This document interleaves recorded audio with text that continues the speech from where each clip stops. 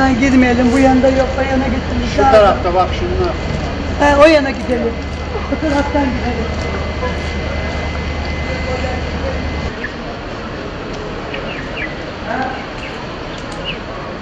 Ben buraya 30 kilometre Çiçekyayla Köyü diye bir köyünde yaşıyorum. Bahattin Kök ismi. Ben köydeydim. Köyde 2 gündür yoğun bir yağış var. Evden dışarı çıkamayacak derecede o şekilde bir yağışlar oldu. Bu arada telefonlarımız da kesildi. İlçeyle bir ara telefonlarımız oldu. Telefonlarım Shell'in müdürü benim oğlum. Ondan haberleri aldım. Bir anda Bozkurt'u sel bastığını söyledi. Çok kişinin kayıp olduğunu, çok Bozkurt'un yok olduğunu söyledi. Ondan sonra da biz tamamen evde kalmak zorunda kaldık. Dışarı çıkamadık çünkü bizim köprülerimiz, bizim derelerimiz de çok büyük bir şekilde göçtü. Biz bugün sabaha kadar, dün hatta benim oğlumun teki kurtarmak için yollara atladı gitti. Ondan sonra yolda, karayollarında da Esentepe mevkilerinde olan ağaçları, işte bilmem bir şeyleri çekmişler vinçlerle. Su olayı bugün sabah olarak duruldu, biraz bir duruldu. Bugün de yağış olacağını söylediler. Ben de köyde bir tane diyaliz hastamız vardı. Diyaliz hastamız 2 gün, 3 gün öncesi gelmişti. Çok ağırdı. Oğlum onu da traktörle arkasındaki tamburla yolu kazıyarak geldi bir yere kadar. Bir yere kadar da biz onu çıkardık. Oradan arabaya bindirdik.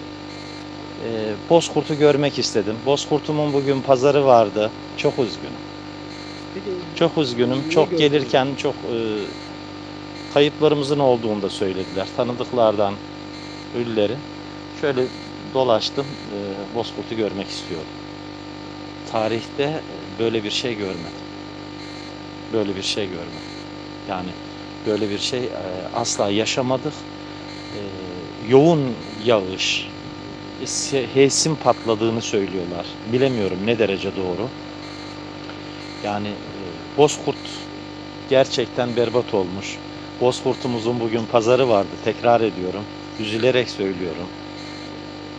Çok canlı bir pazarı geçerdi. Allah'tan dua yani bugüne dek gelmedi. Tekrar Rabbim böyle şeyleri yaşatmasın bizlere. Enver Çankaya, ben burada oturuyorum.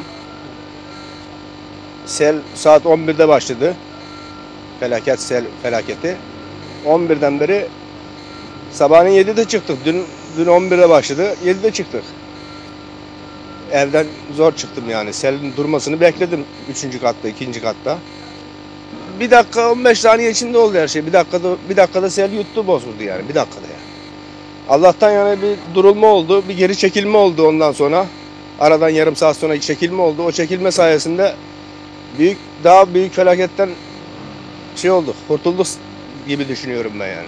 Eskiden yaşamış, bundan 72'lerde eskiler anlatıyor. Eski insanlar anlatıyor, yaşamışlar eski insanlar. Ama biz görmediğimiz için, tabii yaşamadığımız için bilmiyoruz. Böyle bir şey geleceği aklımızdan geçmezdi yani. Sel çok hızlı geldi. 1 dakika içinde geldi. 1 dakika içinde geldi. Onu gördüm. Yani bu kadar şiddetli olacağını beklemiyordum yani. Bu kadar şiddetli olacağını beklemiyordum.